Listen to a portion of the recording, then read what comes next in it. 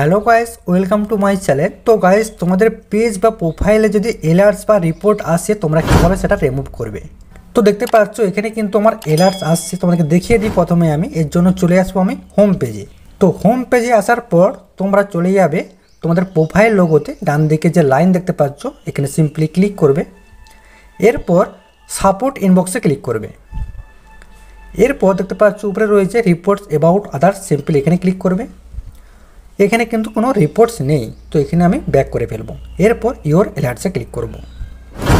দেখতে পাচ্ছ এখানে কিন্তু অনেকগুলি অ্যালার্টস আসছে, ঠিক আছে।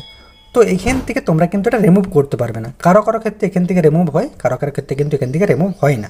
তখন তোমরা কি করবে, তো এখানে ক্লিক করার পর দেখতে পাচ্ছ এখানে কিন্তু কোনো ডিলিট করার অপশন নেই। তো তোমাদেরকে একটা কাজই করতে হবে, তোমরা আগে ডেটটা চেক করে নেবে কোন ডেটে তোমাদের কোন ফটোতে বা ভিডিওতে অ্যালার্টস বা রিপোর্ট আসছে। তো এখানে দেখতে পাচ্ছ আমার ডেট আছে 28শে মার্চ 2023, ঠিক আছে। তো এই 28শে মার্চ 2023 সালে যদি রিপোর্টটা আসে বা অ্যালার্টস আসে, তোমাদেরকে তার আগের ডেটগুলোই চেক করতে হবে। মানে 20 সাল বা 19 সাল 18 সাল এই আগের ডেটগুলো তোমাদেরকে চেক করে করে আসতে হবে। তো চেক করার জন্য তোমরা চলে আসো প্রোফাইলে, তোমাদেরকে দেখিয়ে দিচ্ছি আমি। চলে আসবো হোম পেজে। আমার হোম পেজে আসার পর তোমরা প্রোফাইল লোগোতে ক্লিক করবে লেফট সাইডে। এরপর এখানে তোমরা মোড়ে ক্লিক করবে।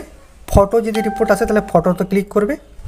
এখান থেকে তোমাদেরকে তুলে তুলে দেখতে হবে যেই ফটোয় তোমাদের অ্যালার্টস আসছে সেটা কিন্তু ব্লার থাকতে পারে। যদি ব্লার থাকে তাহলেও ডিলিট করা যাবে। তো সেই ফটোয় প্রথমে ক্লিক করবে। আমি তোমাদের এক্সাম্পলের জন্য দেখাচ্ছি আমি।